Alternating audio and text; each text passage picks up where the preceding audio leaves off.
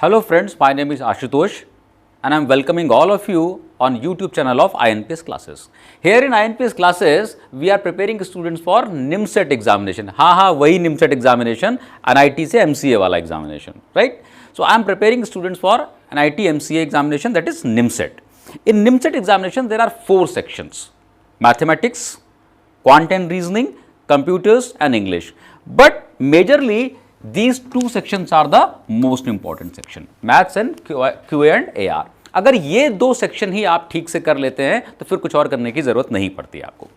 Mathematics में 50 questions होंगे of 12 marks each, that comes to 600 marks. And quant and AR में there will be 40 questions of 6 marks each. So उनका ratio देख लीजिए, maths के 600 marks हैं और क्वांट एंड रीजनिंग के 240 मार्क्स हैं. तो मार्क्स वाइज 40% मार्क्स हैं मैथमेटिक्स के. 600 का 40% इज 240, राइट. तो इसके हिसाब से आपको जितना टाइम मैथमेटिक्स में देना है उसका 40% टाइम आपको रीजनिंग में और क्वांट में भी देना चाहिए. मगर ऐसा नहीं है, because in real life there is not always 2 + 2 = 4. जिंदगी में, रियल लाइफ में हमेशा ऐसा नहीं होता. मैं बोलता हूं जितना टाइम आप मैथमेटिक्स को दे रहे हैं, अगर उसका 5% टाइम रेगुलरली आप दे देते हैं क्वांट एंड रीजनिंग सेक्शन को, तो आई टेक अ गारंटी कि पेपर में जो 40 क्वेश्चंस आएंगे, you will be able to solve all 40 problems. पूरे के पूरे 40 प्रॉब्लम्स आप सॉल्व कर सकते हैं. अच्छा, कभी सोच के बताइए, इन 40 प्रॉब्लम्स को सॉल्व करने में कितना टाइम लगना चाहिए? अगर मैं पेपर कर रहा हूं तो ये 40 क्वेश्चंस को करने के लिए मैक्सिमम 15 to 20 मिनट्स लगने चाहिए. अगर आप मुझे अगले 5 से 6 महीनों तक फॉलो करते हैं तो आप भी इस पूरे सेक्शन को 20 से 25 मिनट्स में कर सकते हैं. That is a word given, that's a promise. So what I am saying कि अगर आप 5% टाइम डिवोट कर देते हैं, जितना टाइम आप मैथ्स में डिवोट कर रहे हैं उसका 5% टाइम आप डिवोट कर देते हैं क्वांट और AR में, तो you will be able to solve each and every problem. सारे क्वेश्चन सॉल्व होंगे, सारे क्वेश्चन सही होंगे और 20 से 25 मिनट के अंदर होंगे. That's a promise, that's a word given, right. So अभी कई लोगों को इस बात पर विश्वास नहीं हो रहा होगा, इसीलिए मैं आज डिस्कस करूंगा आपके साथ कुछ क्वेश्चन जो इस साल के निमसेट के पेपर में आए. बच्चों, अपने अपने पेपर और पेन लेके रेडी रहिए, मेरे साथ क्वेश्चंस को सॉल्व करते रहिए और समझते हुए चलिए. As far as reasoning section और quant section is concern, please ये बात समझ के चलिए कि ये आपके नॉलेज को टेस्ट नहीं करेगा, बिल्कुल टेस्ट नहीं करेगा. ये टेस्ट करेगा आपकी 3 क्वालिटीज को: पेशेंस को, कॉमन सेंस को और ऑब्जर्वेशन स्किल को. और इसमें एक ऑब्जर्वेशन स्किल जो है, ये बड़ी इंपॉर्टेंट क्वालिटी है जो सब लोगों में नहीं होती. You have to develop this quality. Let's look at the problem. ये प्रॉब्लम इस साल निमसेट के पेपर में आया 2021. मैंने सारे क्वेश्चन 2021 के रीजनिंग सेक्शन से ही लिए हैं जो मैं आपसे डिस्कस करने जा रहा हूं. Insert the missing number into this. Missing number series का क्वेश्चन है. बहुत सारे क्वेश्चंस आपने किए होंगे. सारे के सारे मिसिंग नंबर सीरीज के क्वेश्चंस केवल और केवल आपके ऑब्जर्वेशन स्किल को जज करते हैं. देखें इस क्वेश्चन को. एक सीरीज है हमारे पास. थोड़ी सी प्रैक्टिस अगर ज्यादा है आपके पास तो आप इसको ओरली भी कर सकते हैं. 8, 7, 11, 12, 14, 17, 17 and 22. Now look at this.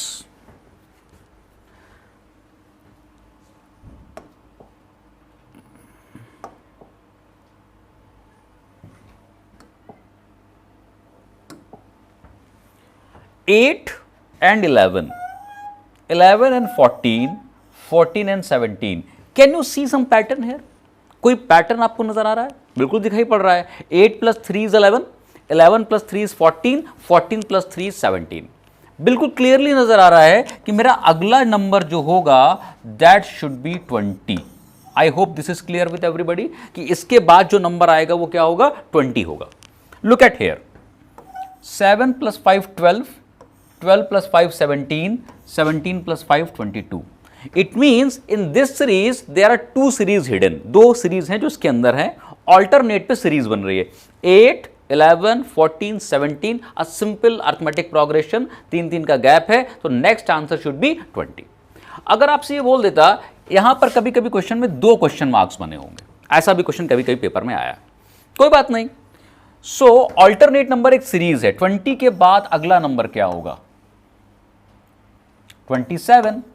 So this is your answer. लेकिन यहां पर क्वेश्चन में क्या था? सिर्फ एक ही क्वेश्चन मार्क था, इसका मतलब आपका आंसर क्या हो जाएगा? 20 is your answer. Is that clear with everybody? सबको समझ में आ गई बात? ये तो ओरल क्वेश्चन था, पेन लगाने की भी जरूरत नहीं थी। आते हैं दूसरे क्वेश्चन पे।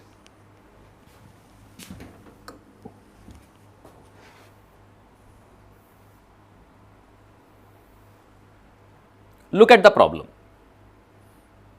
सिंपल सा क्वेश्चन है, ये भी निमसेट का क्वेश्चन है इस साल का। In a class of 50 students, Raghu's rank is twice that of Paul.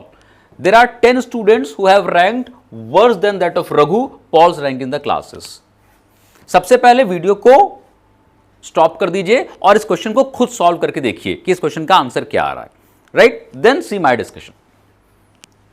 In a class of 50 student, Raghu's rank is twice that of Paul.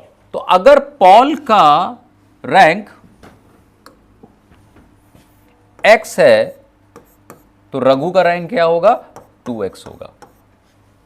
Right, किसी x 2x की जरूरत नहीं है, बस ऐसे लिख दिया। Right, there are 10 students who have ranked worse than that of Raghu.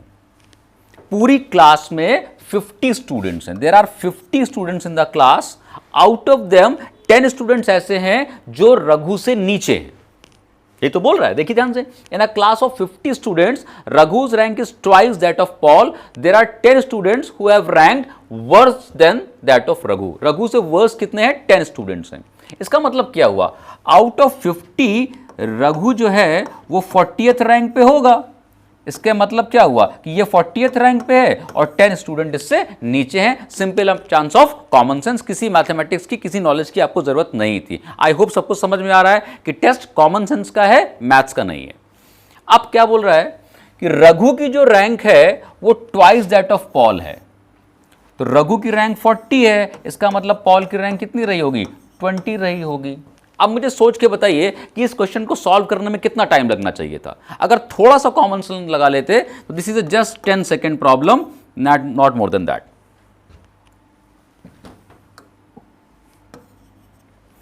It's just 10 second problem, not more than that. So answer क्या हो जाएगा? पॉल्स रैंक कितनी हुई? Paul's rank is 20th। This is your answer.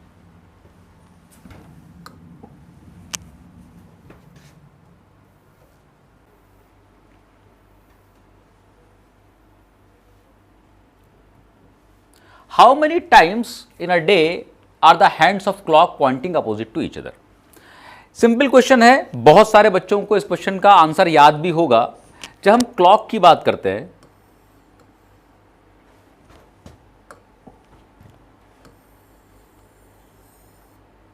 So clock में दो conditions होती हैं।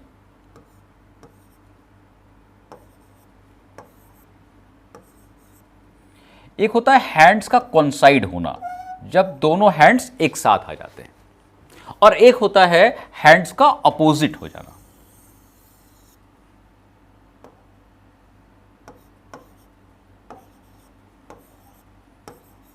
जैसा कि इस कंडीशन में होगा। राइट, यहां पर दोनों के बीच में एंगल जो बनेगा वो होगा 0 डिग्री का, और यहां पर जो एंगल बनेगा वो होगा 180 डिग्री का। तो किसी भी क्लॉक में 12 आवर्स में ये 0 डिग्री वाली पोजीशन 11 टाइम्स आती है और ये 180 डिग्री वाली कंडीशन भी 11 टाइम्स आती है, लेकिन कितनी देर में? 12 आवर्स में। ऐसा क्यों होता है? When I will take clock I will discuss कि ऐसा क्यों होता है, और एक बार ये बात समझ में आ जाएगी तो यू कैन टेल मी कि कोई भी एंगल कितनी बार बनेगा या कितनी बार नहीं बनेगा। तो 180 degree means hands are opposite. ऐसा कितनी बार होगा? 11 टाइम्स इन 12 आवर्स। लेकिन उसने क्या पूछा है? How many times in a day.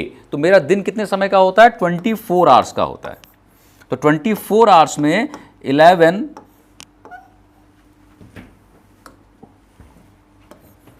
Into 2, 22 times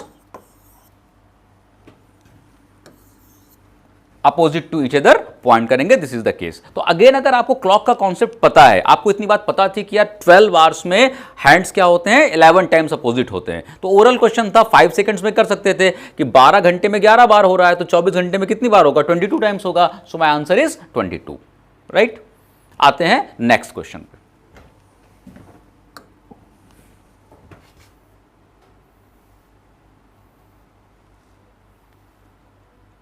इसको क्वेश्चन को देखिए, a perfect example of observation skill, और कुछ नहीं करना है, सिर्फ आपको ऑब्जर्व करना है।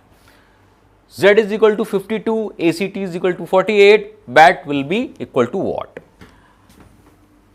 वीडियो को पॉज कर दीजिए, 30 सेकेंड्स का टाइम लीजिए, 40 सेकेंड्स का टाइम लीजिए और क्वेश्चन का आंसर दीजिए।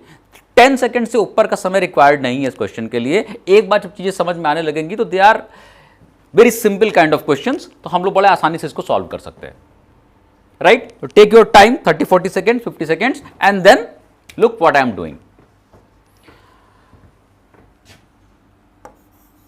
A, B, C, D, Z।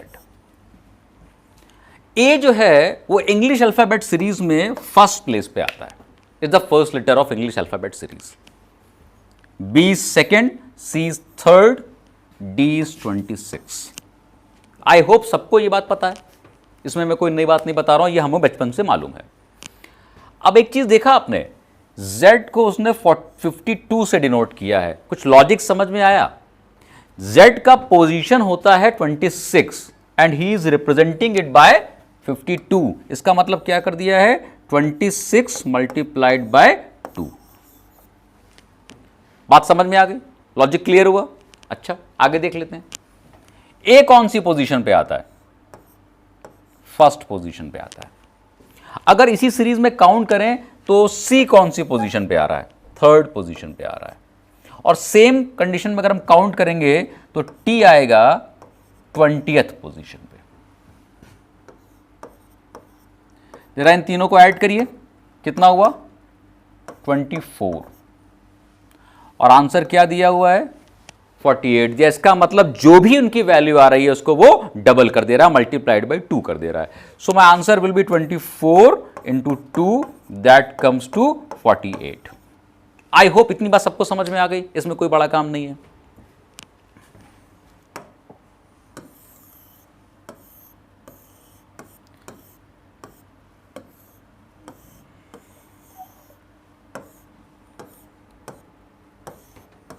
तो अब आ जाते हैं इस क्वेश्चन पर। यहां bat will be equal to what, मैंने अभी आपको बताया था A B C D and so on, the last is Z. T का पोजीशन क्या होता है, 20th position is of the T. आप अगर लिखेंगे ए से लेके जेड तक तो टी कौन से पोजीशन पे आएगा, 20th पोजीशन पे आएगा।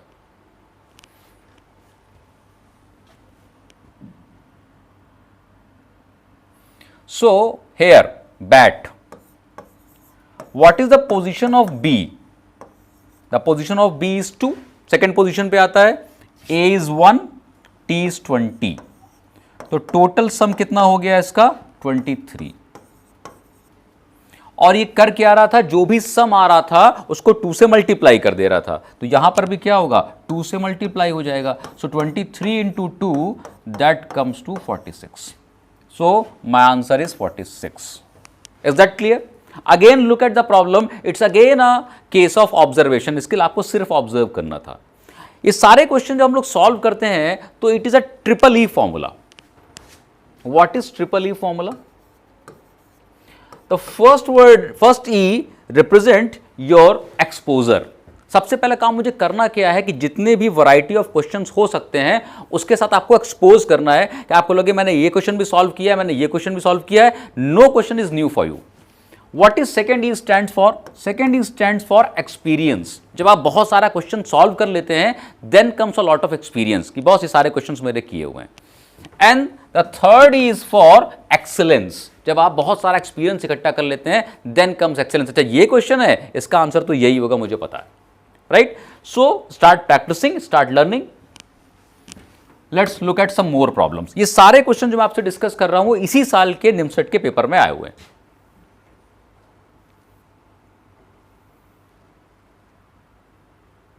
चलिए इस क्वेश्चन को देखिए, again a series problem, again observation skill problem. थोड़ा सा समय लीजिए, 10-20 सेकंड का, सोच के देखिए, आपको इसका आंसर दिखाई पड़ जाएगा।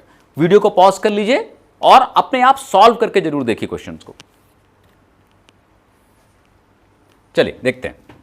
16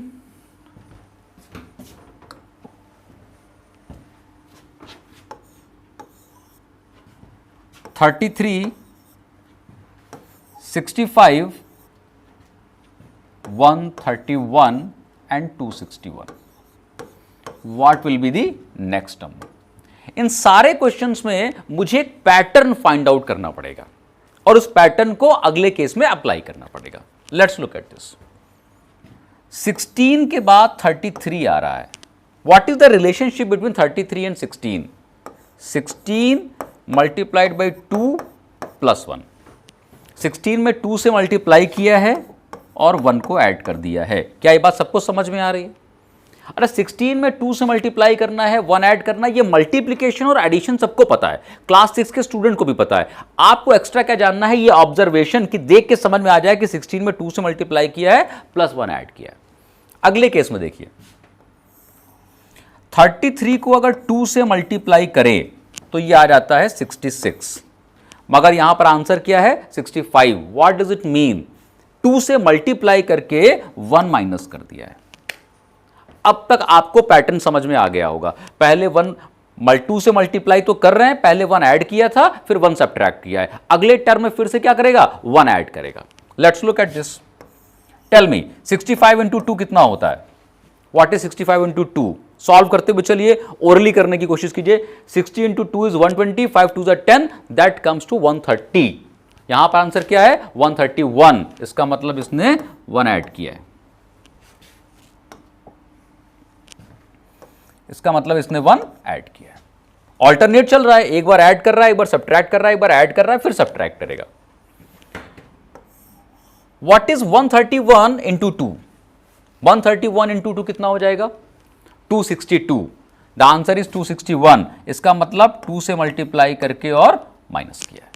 अच्छा, ये सारा चेक करने की जरूरत नहीं थी, केवल ये 2 स्टेप चेक करके ही मैं समझ गया था कि हर बार 2 से मल्टीप्लाई हो रहा है, एक बार +1 होगा, एक बार -1 होगा। +1 -1 +1 -1, इसका मतलब नेक्स्ट टाइम क्या होगा? 2 से मल्टीप्लीकेशन होगा और 1 ऐड होगा। तो 261 को 2 से मल्टीप्लाई कर लीजिए जरा। 522 plus 1 523, so my answer is 523।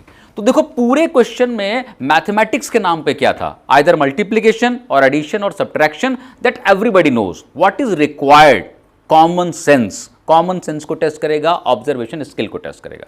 और इन सबसे पहले जो इंपॉर्टेंट बात है वो है you should have a lot of patience. Question को देख के आपका पेशेंस नहीं टूटना चाहिए कि यार ये क्वेश्चन मुझे नहीं आता है। As far as this quant and reasoning section is concern, ऐसा कोई भी क्वेश्चन नहीं आएगा जो आपको नहीं आता होगा। एवरी क्वेश्चन जो होगा वो आपको आता होगा। प्रॉब्लम यह है कि मौके पर पेपर के दौरान आपको क्लिक नहीं करेगा, राइट? तो थोड़ा सा पेशेंस रख के देखिए and you will know the answer.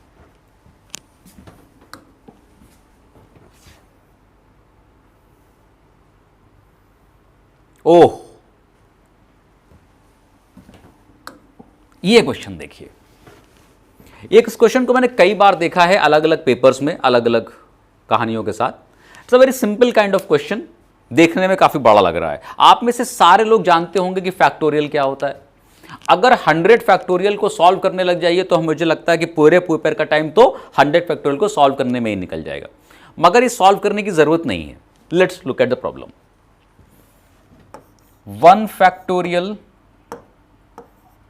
Plus 2 factorial plus 3 factorial plus 4 factorial. मुझे लगता है कि आप में से सारे लोगों को 4 फैक्टोरियल की वैल्यू पता होगी। What is the value of 4 factorial? 4 factorial होता है 24। Am I right? 4 factorial is equal to 4 into 3 into 2 into 1, तो ये हो गया 24। अगर 24 को 24 से डिवाइड करें तो यहां पर रिमाइंडर क्या आ जाएगा? Reminder will be 0। अच्छा, अगला नंबर क्या होगा? अगला नंबर होगा 5 factorial. 5 factorial means 5 into 4 into 3 into 2 into 1, 4 3 2 in is against 24, 24 को 24 से डिवाइड कर देंगे, 5 क्वेश्चन आ जाएगा और रिमाइंडर क्या आ जाएगा, 0 आ जाएगा। इसका मतलब 4 फैक्टोरियल से बड़े जितने भी नंबर होंगे, 4 फैक्टोरियल और उससे बड़े जितने भी नंबर होंगे वो सारे नंबर 24 से डिविजिबल होंगे और सबके सब क्या देंगे, रिमाइंडर 0 देंगे। अगर थोड़ी सी प्रैक्टिस ज्यादा थी तो मैं देख के ही समझ गया था कि इसके बियॉन्ड जितने भी नंबर्स होंगे वो सबके सब 24 से डिविजिबल होंगे, every number will give reminder as 0। तो अब मेरे पास सिर्फ ये 3 नंबर बचते हैं। 1 फैक्टोरियल की वैल्यू आपको पता है, सबको याद होगी, दैट इज 1। 2 फैक्टोरियल इज 2, सबको पता है। 3 फैक्टोरियल इज 6। ऐड कर दीजिए जरा 9। तो अगर 9 को 24 से डिवाइड करेंगे तो your reminder must be 9, right. आप अगर कई बुक्स देखेंगे तो वहां पर इस क्वेश्चन को काफी लंबे तरीके से किया है, but that was not required. अगर आपको थोड़ा सा भी प्रैक्टिस होता तो this question will take hardly 15-20 seconds, not more than that, right. जैसे जैसे प्रैक्टिस इंक्रीज करेगी क्वेश्चंस इजी होते जाएंगे। मेरे और आपके बीच में सिर्फ एक अंतर है, मेरी प्रैक्टिस थोड़ी सी ज्यादा है।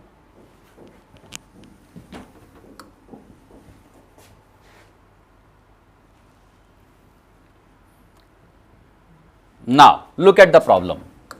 Again a very simple problem, just a 5-second problem. A3T15R is stands for actor. ध्यान से देखिए। D1T5 stands for date. How will you code rotate? 10 second का प्रॉब्लम है, वीडियो को पॉज कर लीजिए, 15-20 सेकेंड दीजिए, क्वेश्चन के बारे में सोचिए और मुझे पक्का विश्वास है कि आपका आंसर आ जाएगा, राइट। देखते हैं। A3T15R stands for actor। क्या हो रहा है यहां पर? A की जगह पर A है, T की जगह पर T है, R की जगह पे R है, लेकिन C की जगह पे 3 आ गया है और O की जगह पे 15 आ गया। कुछ समझ में आया आपको? अभी हम लोगों ने देखा था कि इंग्लिश अल्फाबेट सीरीज में ABCDE 1 2 3, सी कौन से प्लेस पे आता था? 3rd प्लेस पे आता था। इसका मतलब इसने क्या किया है, अल्फाबेट का प्लेस वैल्यू ले लिया है, इसके अलावा कुछ भी नहीं किया है, राइट। सो इसका मतलब क्या हुआ कि 15 must be the place value of O. तो आप लिख के देखिए, ए से लेके जेड तक O will come at 15th place, right. Date, date is represented by D1T5। आपको पता है ए आता है 1st प्लेस पे और ई आता है 5th प्लेस पे, 4 and 5। आई थिंक अब तक इस क्वेश्चन का लॉजिक सबको क्लियर हो गया होगा। Now how is rotate stands for? Now R तो आर ही रहेगा,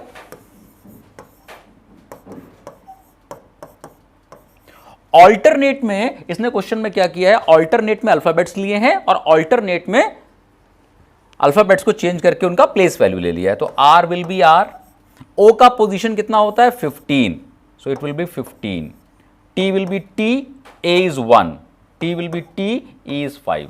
सो my answer should be R15 T1 T5, R15 T1 T5, this is my answer, R15 T1 T5। इतना मेहनत करने की जरूरत नहीं थी, प्रैक्टिस थोड़ी सी होती तो ये ओरली भी आपको दिख सकता था।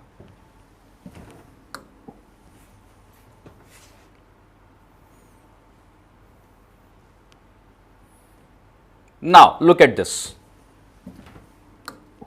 mind it, it's not mathematics। Mathematics होता तो ये एक्सप्रेशन गलत हो जाता, ओके। 9 into 3 + 8 जो है वो कभी 24 नहीं हो सकता, राइट। रीजनिंग है, ऑब्जर्वेशन स्किल है, थोड़ा सा ऑब्जर्व कीजिए और मुझे बताइए कि इसका आंसर क्या होगा। वीडियो को पॉज कर दीजिए, 30 सेकेंड 40 सेकेंड लीजिए, क्वेश्चन को अटेम्प्ट कीजिए, थोड़ा ज्यादा समय लेंगे तो भी चलेगा। Start thinking. मेरा काम आपको पढ़ाना नहीं है, मेरा काम आपकी थिंकिंग को फैसिलिटेट करना है। जैसे जैसे थिंकिंग फैसिलिटेट होती जाएगी, these questions will be very easy, nothing else.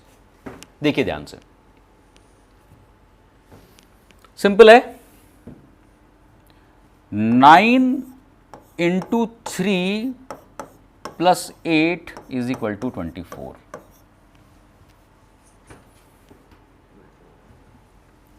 24 जो है वो 8 का मल्टीपल होता है ना, क्या ये आपको ऑब्जर्व हो रहा है कि 24 जो है वो 8 का मल्टीपल होता है? अच्छा, अगला देखते हैं केस क्या है।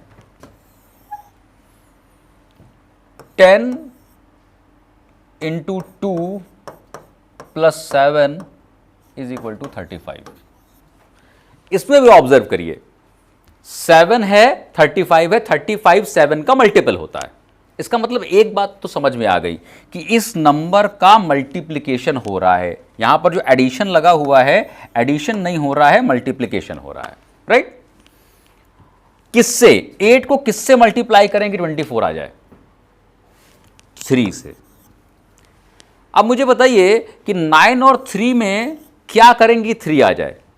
9 को अगर 3 से डिवाइड कर दें तो वो 3 आ जाएगा। लॉजिक समझ में आया? इसने किया क्या? 9 को 3 से डिवाइड कर रहा है और डिवीजन को रिप्रेजेंट किससे कर रहा है? मल्टीप्लिकेशन से। गलत साइन लगाया हुआ है, और प्लस की जगह पर क्या होना चाहिए? मल्टीप्लिकेशन होना चाहिए। यहां पर भी देख लीजिए, 10 डिवाइडेड बाई 2 कितना होगा? 5 5 इंटू 7 दैट कम्स टू 35। तो अब मुझे समझ में आ गया कि जहां पर इसने ये मल्टीप्लिकेशन साइन लगाया हुआ है वहां पर डिवीजन होगा, और जहां पर एडिशन साइन लगाया हुआ है वहां पर मल्टीप्लिकेशन होगा। 2 केस मैंने देख लिए। तीसरे केस में इस बात को वेरीफाई करते हैं। 80 इंटू 40, आपको पता है जहां मल्टीप्लिकेशन साइन लगा है वहां उल्टा हो रहा है, डिवाइड हो रहा है। तो 80 को 40 से डिवाइड करेंगे तो कितना आ जाएगा? 2 आ जाएगा। और जहां पर प्लस लगा हुआ है वहां मल्टीप्लाई हो रहा है, 2 इंटू 3 6। इसका मतलब मेरा ऑब्जर्वेशन बिल्कुल सही है, राइट। अब यहां देख लेते हैं, 12 को 4 से डिवाइड कर दीजिए, कितना आंसर आएगा? 3, और 3 को 3 से मल्टीप्लाई कर दीजिए तो आंसर कितना हो जाएगा? 9। So my answer is 9, that is B is the answer.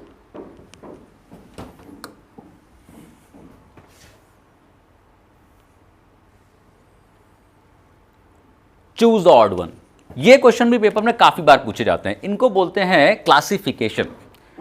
कभी कभी एनालॉजी के क्वेश्चन आते हैं, कभी कभी क्लासिफिकेशन के क्वेश्चन आते हैं। हमें देखना है कि इनमें से ऑड वन कौन है। सबको पता होगा, मेरे हिसाब से the odd one is hyena. Why hyena is odd one? Very simple. मुझे बताइए, ज़ेब्रा, राइनो और जिराफ क्या खाते हैं ये लोग? They are all herbivorous. Non veg नहीं खाते हैं ये, सिर्फ वेज खाते हैं। हर्बीवोरस है, प्लांट्स खाते हैं, ट्रीज खाते हैं। हाइना एक ऐसा एनिमल है जो हर्बीवोरस नहीं है, कॉर्निवोरस है, जो मीट भी खा सकता है, right. So my answer is hyena, कि हाइना इन तीनों के ग्रुप में नहीं आ रहा। This is the odd one out. तो जो मैं आपसे कहना चाह रहा था कि पेपर बार बार क्या टेस्ट करेगा? आपके कॉमन सेंस को और ऑब्जर्वेशन स्किल को टेस्ट करेगा। So I have shown you by the this year paper. So guys, we are going to start a YouTube batch from November. स्टार्ट करेंगे 2 क्लासेस मैथ्स की और 1 क्लास क्वांटम रीजनिंग की 1 week में करेंगे, और इतना मोर देन सफिशिएंट है, बिकॉज 7-8 मंथ्स आर देयर हमारे पास अभी है, and we can easily do this, right. So guys, this is enough for today. Thank you very much. मिलते हैं किसी और क्लास में किसी और वीडियो के साथ। Thank you very much.